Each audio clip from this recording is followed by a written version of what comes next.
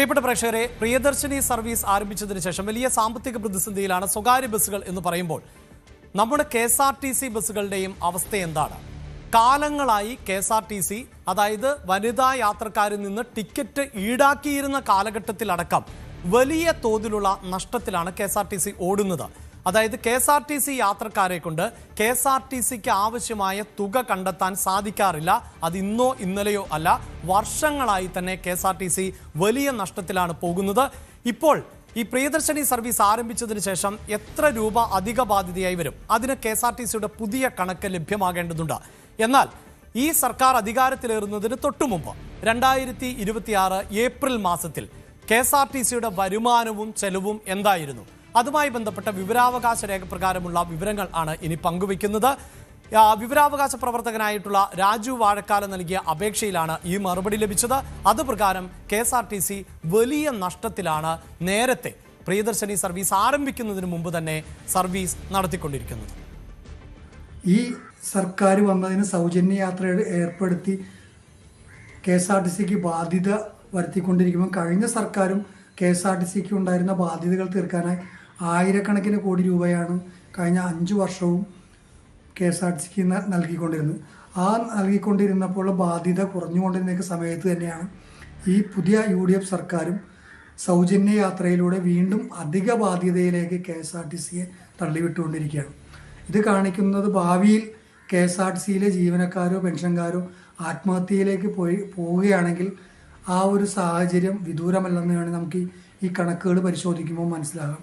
അപ്പോൾ അതുകൊണ്ട് തന്നെ KSRTCക്ക് ലഭിക്കുന്ന വരുമാനത്തേക്കാൾ കൂടുതൽ ചിലവിലേക്കും അതോടൊപ്പം തന്നെ സൗജന്യ യാത്ര എന്ന പദ്ധതിയിലൂടെ വീണ്ടും അധിക ബാധ്യതയിലേക്കാണ് KSRTCയെ നയിച്ചുകൊണ്ടിരിക്കുന്നത്.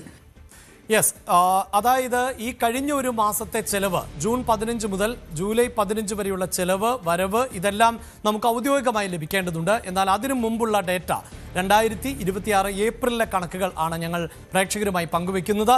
അതുപ്രകാരം KSRTCയിൽ ഇപ്പോൾ ആകെ ഉള്ളത് 28,228 ജീവനക്കാർ ആണ്.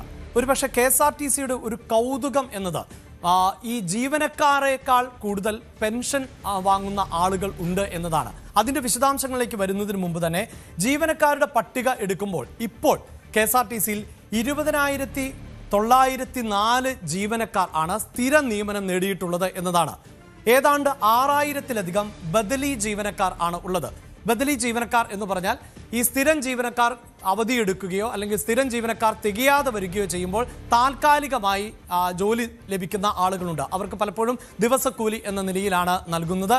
അങ്ങനെയുള്ള ഏതാണ്ട് ഒരു കരാർ ജോലിക്കാർ എന്ന് നമുക്ക് സാങ്കേതികമായി പറയാം. അങ്ങനെ ജോലി ചെയ്യുന്ന KSRTC വിഭാഗത്തെ ബദലി ജീവനക്കാർ എന്നാണ് പറയുന്നത്. അത് 6,487 എന്നതാണ് KSRTCയുടെ ഏറ്റവും ഒടുവിലത്തെ കണക്കുകൾ.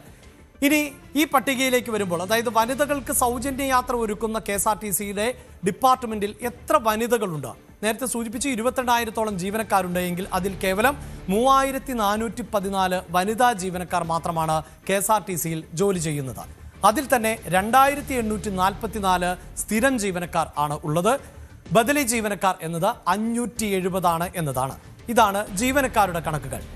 ജീവനക്കാരുടെ കണക്കുകളിലേക്ക് വരുമ്പോൾ തന്നെ ജീവനക്കാർക്ക് ശമ്പളവും പെൻഷനും ഉൾപ്പെടെ നൽകേണ്ടതായി വരുമ്പോൾ ശമ്പളം ചെലവ് 106 കോടി രൂപ ആണ്. അതായത് സംസ്ഥാന സർക്കാരിൻ്റെ കീഴിലുള്ള KSRTC ഒരു മാസം ജീവനക്കാർക്ക് 22,000 ജീവനക്കാർക്ക് ശമ്പളം നൽകണമെങ്കിൽ 106 കോടി രൂപ ആണ് കണ്ടെത്തേണ്ടതായി വരുന്നത്. ഏറ്റവും കൗതുകരമാകുന്ന ഒന്ന്, ആ ശമ്പളത്തുകയോടടുത്ത് തന്നെ പെൻഷൻ തുക നൽകേണ്ടതായി വരുന്നു എന്നുള്ളതാണ്. 40,000-ലധികം പെൻഷനേഴ്സാണ് ഇപ്പോൾ KSRTCയിൽ നിന്ന് വിരമിച്ചവർ ആയിട്ടുള്ളത്. അവർക്ക് പെൻഷൻ നൽകണമെങ്കിൽ ഏതാണ്ട് 72 കോടി രൂപ ആണ് ഒരു മാസം KSRTCക്ക് കണ്ടെത്തേണ്ടതായി വരുന്നത് എന്നതാണ് ഇപ്പോഴത്തെ കണക്കുകൾ. ഇനി ഇതാ ഈ 2026 ഏപ്രിലിലെ കണക്കുകൾ ആണ് പ്രേക്ഷകരുമായി പങ്കുവെക്കുന്നത്. അതിൽ തന്നെ KSRTCക്ക് ലഭിക്കുന്ന വരുമാനം, ആ വരുമാനവും ചെലവും തമ്മിൽ പൊരുത്തപ്പെടുന്നില്ല എന്നതാണ് KSRTC വലിയ തോതിൽ നഷ്ടത്തിലേക്ക് കൂപ്പുകുത്തിക്കുന്നത്. ഇതാ 2026 ഏപ്രിൽ മാസത്തിൽ ടിക്കറ്റ് ഇനത്തിൽ KSRTCക്ക് ലഭിച്ചത് 227 കോടി രൂപ ആണ് എന്നതാണ്. ഒരു മാസം ലഭിച്ച വരുമാനം എന്നത് 227 കോടി രൂപയാണ്. അവിടെ പെൻഷൻ, ശമ്പളം, ഒപ്പം KSRTCയുമായി ബന്ധപ്പെട്ട മറ്റ് ചെലവുകൾ ഇതെല്ലാം നിർവഹിക്കാൻ KSRTCക്ക് ടിക്കറ്റ് ഇനത്തിൽ ലഭിക്കുന്ന വരുമാനം എന്നത് കേവലം 227 കോടി രൂപ എന്നതാണ്. ഇനി ടിക്കറ്റ് ഇതര വരുമാനം, അത് പ്രേക്ഷകർ ശ്രദ്ധിക്കേണ്ടത് ഒരു മാസത്തെ വരുമാനമല്ല സൂചിപ്പിക്കുന്നത്. 2025-26 സാമ്പത്തിക വർഷത്തിൽ ആകെ ലഭിച്ചിട്ടുള്ളത് KSRTCക്ക് ടിക്കറ്റ് ഇതര വരുമാനം എന്നത് 330 കോടി രൂപ ആണ് എന്നതാണ് വിവരാവകാശ പ്രകാരം ലഭിക്കുന്ന ഒന്ന്. ഇപ്പോഴിതാ ഈ വനിതകൾക്ക് സൗജന്യ യാത്ര ഒരുക്കുമ്പോൾ മറ്റു വഴികളിലൂടെ KSRTC വരുമാനം കണ്ടെത്തും, പരസ്യ വരുമാനത്തിലൂടെ അടക്കം വരുമാനം കണ്ടെത്തുമെന്നൊക്കെയാണ് സർക്കാർ അവകാശപ്പെടുന്നത്. എന്നാൽ ഈ പരസ്യ വരുമാനത്തിന്റെ കണക്കുകൾ കൂടി നമുക്കൊന്ന് പരിശോധിച്ചു നോക്കാം. 2021 ഡേറ്റകൾ പ്രകാരം 1.31 കോടി രൂപയാണ് ഈ KSRTCക്ക് പരസ്യ വരുമാനത്തിലൂടെ ലഭിച്ചിട്ടുള്ളത്. 2022 അത് 8.53 കോടി രൂപയായി ഉയർന്നിട്ടുണ്ട്. 2024 8.77 കോടി രൂപ, 2025 7.51 കോടി രൂപ. ഈ കണക്കുകൾ പരിശോധിക്കുമ്പോൾ 2024 ആയിരുന്നു KSRTCക്ക് വലിയ തോതിൽ പരസ്യ വരുമാനം ലഭിച്ചത്. അപ്പോൾ പോലും അത് 8.77 കോടി എന്നതാണ് ഓർത്തെടുക്കേണ്ടത്.